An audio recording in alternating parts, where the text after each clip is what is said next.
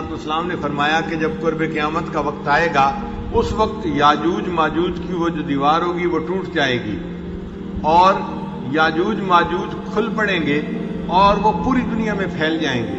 अच्छा, उनकी तादाद बहुत ज्यादा है। यूं समझें कि अगर बाकी उम्मत का एक बंदा है ना, उसके मुकाबले में याजूज माजूज 1000 होंगे, तो बाकी उम्मत एक बंदा और उसके मुकाबले में याजूज माजूज 1000 ज्यादा होंगे। अब जब वो निकल पड़ेंगे तो वो खूब फसाद मचाएंगे। तो उधर वो जो दीवार बनी हुई थी ना, जो सिकंदर ज़ुल्करनैन ने बनाई थी, वो दीवार टूट जाएगी और वहां जो पहाड़ों के अंदर घिरे हुए याजूज माजूज होंगे ये निकल पड़ेंगे। ये याजूज माजूज कौन होंगे? ये औलाद आदम में से ही होंगे। मुफस्सिरीन ने लिखा है कि हजरत नूह अलैहिस्सलाम के 3 बेटे थे। एक का नाम था साम, एक का नाम था हाम और तीसरे का नाम था याफस। ये 3 थे। तो साम की औलाद, ये जितने मगरबी मुल्कों के लोग नजर आते हैं ना, गोरे जिनको हम कहते हैं, ये सब उसकी औलाद में से हैं। और हाम की औलाद में से हबशा के लोग हैं, यानी जितने काले हैं ना, हबशी अफ्रीका के रहने वाले, ये हाम की औलाद में से हैं। और जो याजूज माजूज हैं ये याफस की औलाद में से होंगे और उनके औलाद में से तुर्क लोग भी हैं। तुर्क लोग जो है ना, वो पूरे गोरे भी नहीं कहलाते और पूरे काले भी नहीं, बल्कि दरमियानी उनका मामला है। लिहाजा किताबों में लिखा है कि याजूज माजूज के बहुत सारे कबीले थे। उनमें से एक कबीला जो था वो दीवार के इस तरफ रह गया और ये लोग जो हैं वो तुर्क हैं और जो बाकी हैं वो दूसरी तरफ रह गए। मगर जब दीवार टूटेगी तो वो सब वहां से निकल पड़ेंगे और पूरी दुनिया के अंदर फैल जाएंगे। और चूंकि उनकी तादाद बहुत ज्यादा होगी, इसलिए जहां भी जाएंगे, जैसे चींटियां होती हैं ना, जगह को भर देती हैं, ये भी जहां जाएंगे जगह को भर देंगे। हत्ता कि कई जगहों पर जाकर ये दरियाओं का पानी ही पी जाएंगे और दरियाओं का पानी खत्म हो जाएगा। इनका एक लश्कर कसीरा बहरा मरदार की तरफ होगा और पीछे वाला अभी चल रहा होगा। इतने ज्यादा होंगे। और जब पीछे वाले आएंगे वो उस जगह को देख कर कहेंगे, हाँ, इस दरिया में कभी तो पानी हुआ करता था, हालांकि वो पानी इसी लश्कर के पहले हिस्से ने खत्म किया होगा। और उनको जो चीज मिलेगी वो खा जाएंगे, यानी सांप बिच्छू भी खाएंगे और दरिंदे और बाकी जानवर उनको भी खा जाएंगे। खैर, खाने वाले लोग तो आज भी, आप चाइना में जाएं तो सब कुछ खाने वाले आपको मिल जाएंगे। हमारे एक साथी हैं, वो चाइना गए पहली मर्तबा, कहने लगे कि मुझे भूख लगी, तो मैंने कहा कि चलो कुछ खाना खाते हैं। तो मैं एक रेस्टोरेंट पे गया, मुझे रेस्टोरेंट का रास्ता नहीं आता था। कहने लगे कि जबान भी नहीं आती थी। अब जब जबान भी नहीं आती थी तो मैं रेस्टोरेंट कैसे पहुंचूं? तो मैंने एक चाइनीज को ना बुला के इशारा किया पेट की तरफ कि भाई मुझे भूख लगी हुई है। कहते हैं कि वो मुझे कहने लगा, आओ मेरे साथ आओ। मैं उसके साथ गया तो वो मुझे बैतुल खला लेके गया। मैं कह रहा था कि मुझे भूख लगी है और वो समझा कि शायद इसको पेट में तकलीफ हो रही है, ये फरागत हासिल करना चाहता है। कहते हैं कि वो मुझे बैतुल खला लेके चला गया। वहां जाके फिर मैंने मुंह की तरफ इशारा किया कि भाई मुझे कुछ खाना है, मुझे ऐसी जगह लेके जाओ।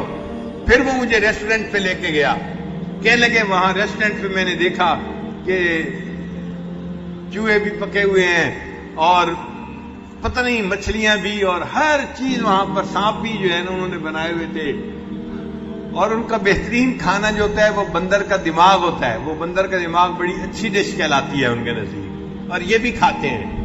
कहते हैं कि मैंने फिर एक जगह देखा तो मुझे यूं लगा कि बकरे का गोश्त पड़ा हुआ है, तो मैंने कहा कि अच्छा मैं ये खा लेता हूं। तो मैंने चाइनीज से पूछा कि भाई ये किसका गोश्त है? मेरा ख्याल था कि ये बताएगा कि ये बकरे का गोश्त है। कहने लगे, जब मैंने उसको पूछा तो आगे से वो कहने लगा वो पता चला ये कुत्ते का गोश्त था जो उसने पकाया हुआ था। तो ऐसी भी कौम है जो कुत्ते का गोश्त भी खाती है, जो चूहे भी खाती है, सांप भी खाती है, बंदर भी खाती है। तो ऐसे गोश्त खाने वाले कौमें तो आज भी दुनिया में मौजूद हैं। और याजूज माजूज तो हर चीज को खा जाएंगे, लिखा हुआ है मुफस्सिरीन ने। खैर, जब वो खाएंगे तो हजरत ईसा अलैहिस्सलाम ईमान वालों के साथ होंगे और वो थोड़े होंगे। याजूज माजूज का मुकाबला करना मुमकिन नहीं होगा। تو ان کو الہام ہوگا کہ ایمان والوں کو لے کر آپ کوہتور پر چلے جائیے، تو وہ سارے ایمان والوں کو لے کر اس وقت کوہتور کے اوپر چلے جائیں گے اور وہاں پر محصور ہو جائیں گے، جیسے بندہ کسی جگہ جا کے بند ہو جاتے ہیں نا، ایسے بند ہو جائیں گے۔ ارد گرد کی تمام زمین کے اوپر یاجوج ماجوج کا جو ہے وہ دور دورہ ہوگا، ان کی حکومت ہوگی، لیکن وہ ایمان والوں کو نقصان نہیں پہنچا سکیں گے۔ اللہ کی شان دیکھیں کہ جب وہ پوری دنیا کو ایک طرح سے فتح کر لیں گے نا، تو پھر یاجوج ماجوج سوچیں گے کہ ہم اب آسمان کی جو ہے نا مخلوق اس کو بھی فتح کرتے ہیں۔ ان کے پاس تیر ہوں گے، وہ تیر چلائیں گے۔ مفسرین نے لکھا کہ ان کے تیر جو ہوں گے وہ خون میں ڈوبے ہوئے واپس آئیں گے، جب واپس گریں گے تو یہ محسوس ہوگا کہ جیسے کسی کو لگے ہیں اور واپس آ کے گرے ہیں۔ مگر وہ جو خون ہوگا وہ ایسا ہوگا کہ اس میں ایک وائرس ہوگی، اور وہ وائرس اس میں پھیل جائے گی یاجوج ماجوج کے درمیان، چنانچہ ان کی گردن کے اوپر کچھ گلٹیاں بننی شروع ہو جائیں گی، اور اس کی وجہ سے، وائرس کی وجہ سے یاجوج ماجوج ساری کی ساری قوم ایک ہی وقت میں مر جائے گی، اور وہ اتنے زیادہ ہوں گے کہ زمین کے اوپر چند گز کی زمین بھی خالی نہیں ملے گی، ہر جگہ پر یاجوج ماجوج کی لاشیں پڑی ہوں گی۔